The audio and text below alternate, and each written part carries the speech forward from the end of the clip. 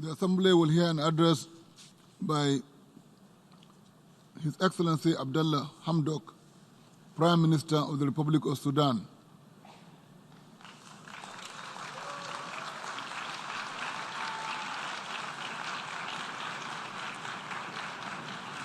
I have great pleasure in welcoming the Prime Minister of the Republic of Sudan and invite him to address the General Assembly.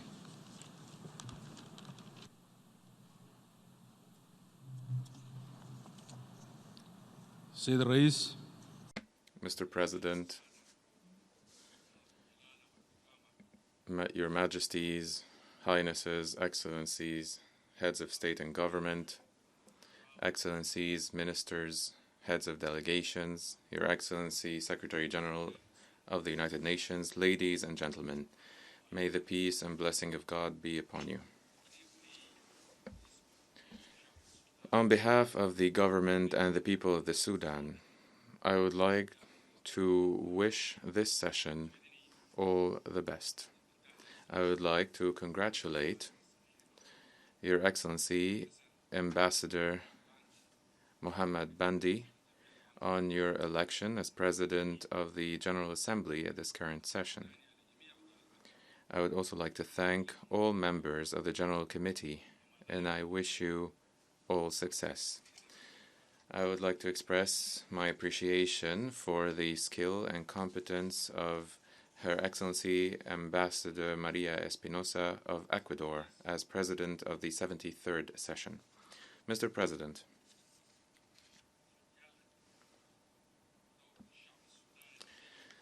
the great people of the Sudan revolted to restore the values of human coexistence and social cohesion in the Sudan, and to end 3 decades of oppression, discrimination, and infighting.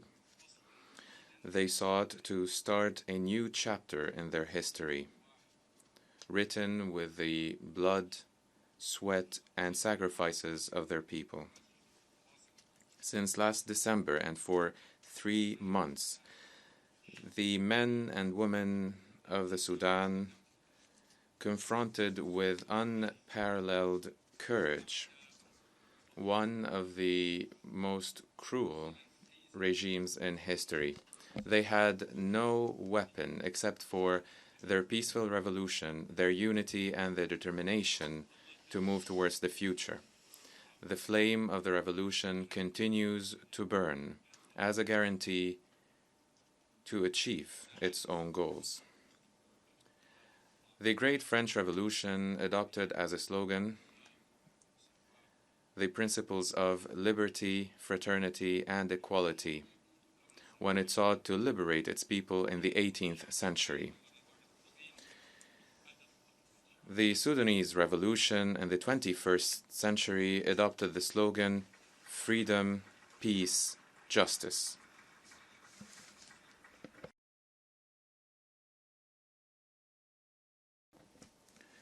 Thus reviving the principles of that great revolution in order to free the Sudanese people from the shackles of oppression and indignity, to contribute alongside other people in building a prosperous world that would accommodate us all, a world that speaks to our conscience. Our victory was made possible thanks to the direct support of the international community, including the Security Council, the General Assembly, the African Union, IGAD, the League of Arab States, the OIC, the European Union, and the Troika, namely the USA, the United Kingdom, and Norway, as well as our brothers in Ethiopia, Egypt, South Sudan, Chad, Eritrea, Saudi Arabia, the UAE, Kuwait, and Qatar. And I would like to thank them all. I would also like to thank all our friends and partners who have supported and continue to support us to this day. Mr. President, I stand before you today representing the will of my dignified people, of which I am proud, as they march firmly towards the future, as a friend and a partner on equal footing of all peace-loving nations. The people of the Sudan is seeking to start a new phase, different from the past 3 decades, reaching out to all our neighbors and to the world, guided by the principles of humanity and our wisdom. We are committed to the principles of international law, international human rights law, in order to eliminate discrimination, exploitation, injustice, and inequality. We are committed to promoting these instruments and conventions. We also commit to all diplomatic norms of good neighborliness and cooperation among nations, namely respect for sovereignty, independence, and non-interference in the internal affairs of other states. We remain committed to maintaining international peace and security. The transitional government believes that relations among nations must be based on mutual and common interests, as well as positive cooperation for the good of the people. Our world, with its resources and its wealth, is large enough for all of us, so that we can all live in prosperity and in peace. Mr. President, with our glorious revolution, the Sudanese people has thought to end a dark era of regional and international isolation, which left us with a list of international sanctions, including us on the list of states sponsor of terrorism. Let me be clear, the Sudanese people has never been a sponsor or a supporter of terrorism. It was the regime, the former regime, that supported terrorism, and the Sudanese people revolted against it. These sanctions have caused tremendous suffering to our people. Therefore, we call on the United States to remove the Sudan from the list of states sponsor of terrorism and to stop punishing the people of the Sudan for crimes committed by the former regime. We hope that our request will be welcomed and approved, so that we can accelerate our reconstruction and development efforts to erase the traces of the past 3 decades under the former regime. Mr. President, we understand the daunting challenges facing our country, including the need to end the war and to achieve comprehensive and lasting peace. We are aware that we must achieve comprehensive and inclusive justice by addressing the root causes that led to the war in the first place, including economic exclusion and cultural, ethnic, and religious discrimination. We are aware of the need to restore our social cohesion and peaceful coexistence, as well as a culture of peace and tolerance among our people. We are determined to build a state rooted in rule of law, citizenship, and balanced development, a state that would protect and safeguard the rights of the Sudanese people in their country and around the world.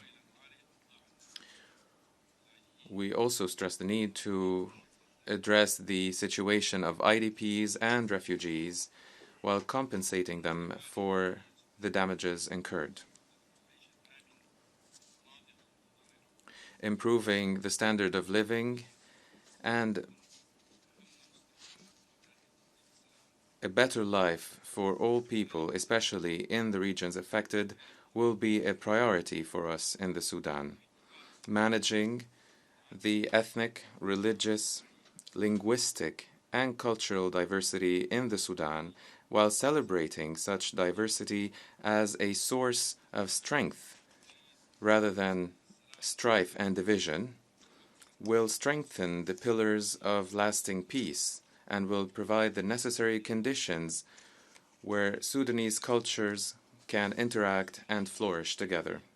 Mr. President, the Sudanese government during the transitional period will seek to put the Sudan back on the track of development towards achieving the SDGs by 2030.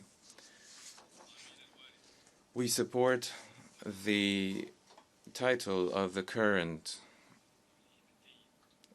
session focused on poverty eradication, quality education, and climate action by launching a comprehensive national development plan based on economic governance, combating corruption, committing to transparency and integrity, and a judicious planning of our natural resources to ensure self-sufficiency and better exchanges with the region and the world.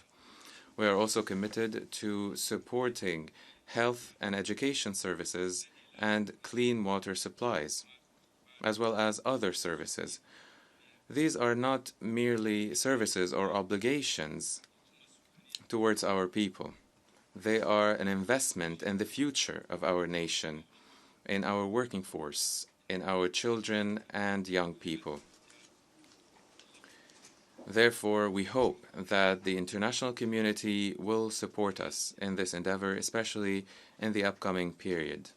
We would like to refer to the accumulating foreign debt exacerbated by the policies of the former regime that overlooked its international commitments and mismanaged its resources and its relations with foreign parties. This is an urgent issue that must be addressed at the international level, taking into account the current living conditions in the country and the need for the state to continue providing the necessary social services. The civilian government, which was the result of the Sudanese revolution, will not leave anyone behind in our development journey, which we started after the revolution. Mr. President, I would like to pay tribute to the women and men of the Sudan.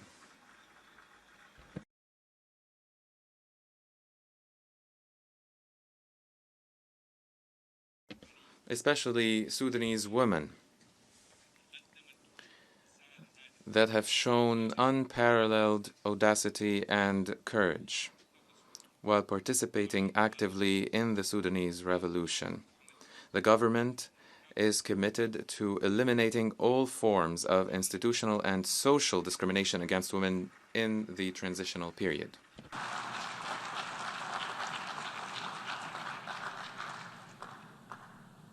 وقد بدأنا فعلا هذه الخطوة بإجراء And we have started by adopting concrete measures. Today,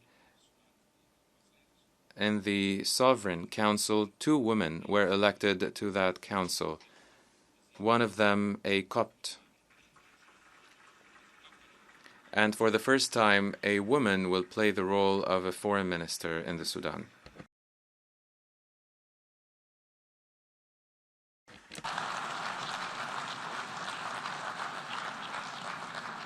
أما الشباب من الجنسين والذين Young people, which are the majority of our population, were the most affected by the general collapse in the Sudan over the past 3 decades. They were forced to die in capsized boats on the illegal routes of migration. They were also forced to take part in civil wars. It is time to put an end to this situation.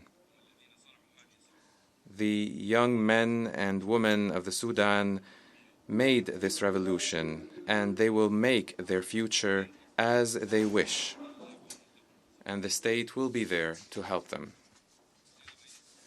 Mr. President, in closing, we are committed to achieving the goals of our revolution, translating our legitimate aspirations into reality, so that the Sudan, over the 3 coming years, can regain its natural status, befitting our civilization and our history. We call upon the international community and all members of the United Nations with an open mind to contribute with us in building a new world, a world of prosperity, peace, and love among the nations of the world, in line with the slogan of our revolution: freedom, peace, justice. Thank you, Mr. President. I thank, on behalf of the General Assembly, I wish to thank the Prime Minister of the Sudan for the statement just made, and I request protocol to escort His Excellency